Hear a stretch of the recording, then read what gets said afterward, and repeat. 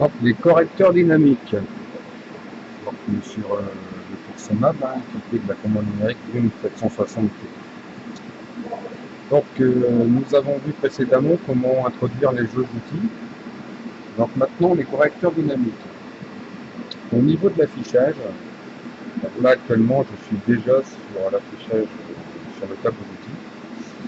Et donc, on a vu précédemment que c'est cette touche ici, la touche qui. Vous avez un outil de représenter sur cette touche, hein, dessiné. Donc, elle a deux fonctions.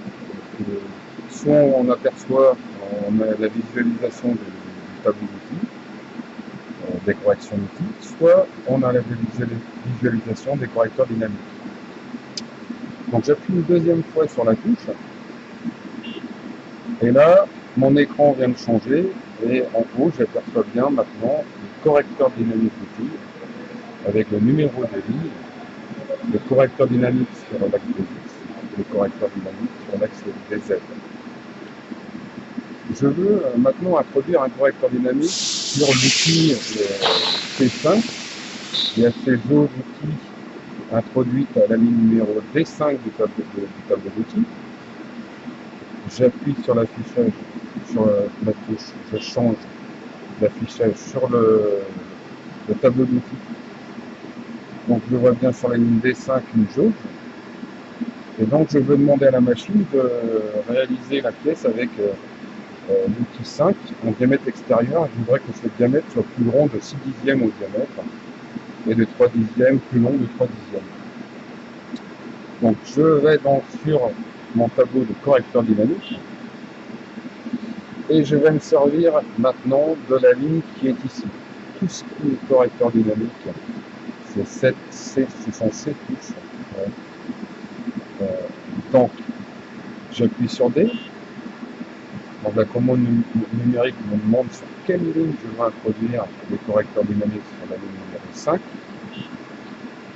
En X, sur l'axe des X, je veux un diamètre plus grand de 6 dixièmes. Donc il ne faut surtout pas mettre 0,6, 0,6, puisque en correcteur dynamique, vous allez avoir une alarme.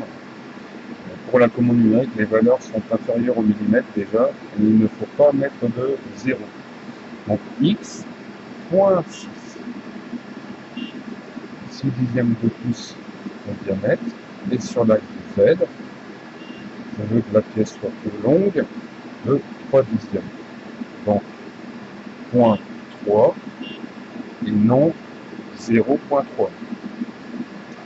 Donc, j'ai introduit mes correcteurs dynamiques. Si, comme pour les jeux d'outils, si je veux réaliser un changement avec les touches qui sont ici je peux revenir en arrière,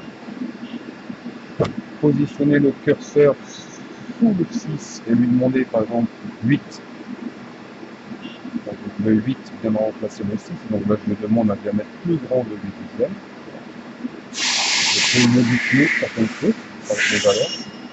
Une fois que la ligne qui est inscrite en bas de l'écran ici me convient, je valide par la touche LF et mon tableau de correcteur dynamique vient de changer. Mes valeurs sont inscrites dans le tableau des correcteurs dynamiques. Ce qu'il faut remarquer, c'est que sur une commande numérique NUM, la valeur sur l'axe des X, sur le diamètre, a été divisée par 2. Donc j'ai bien inscrit 0,8 sur l'axe des X. Ça a été divisé par 2, puisque la commande numérique va modifier la jauge de l'outil en X de 4 dixièmes. Donc voilà pour l'introduction des correcteurs dynamiques. Si je désire effacer ma ligne 5, je vais utiliser maintenant cette touche, RZ, donc remise à 0 du correcteur. Sur quelle ligne? Sur la ligne numéro 5. Quelle jauge? Quel correcteur dynamique, pardon. Le correcteur sur X. Le correcteur sur Z. Et ensuite, je valide par LF. Mes deux correcteurs viennent de repasser à 0.